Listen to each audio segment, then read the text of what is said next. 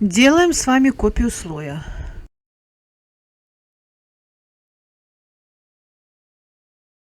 Затем нам нужно выделить кожу при помощи Color Range. Идем в меню Skin Tone. Разброс делаем где-то в районе 38. А вообще смотрите по своей фотографии.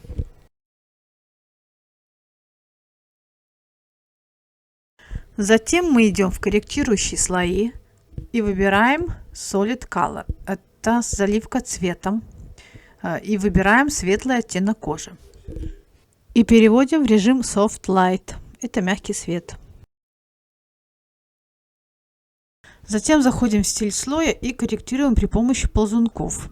Чтобы разъединить ползунки, вам нужно на клавиатуре зажать кнопку Alt. И корректируйте, исходя из своей фотографии. Вам нужно добиться того, чтобы переход от тени к свету у вас получился плавный. Также вы можете поиграть с непрозрачностью слоя. Можете посмотреть, что у вас до и после. Также, если опять зайти в заливку цвета, вы можете поиграться с цветом кожи, то есть подобрать другой оттенок, либо сделать светлее, либо сделать темнее. То есть здесь все получается на ваше усмотрение, и все зависит от вашей фотографии. Спасибо за просмотр, ставьте лайки.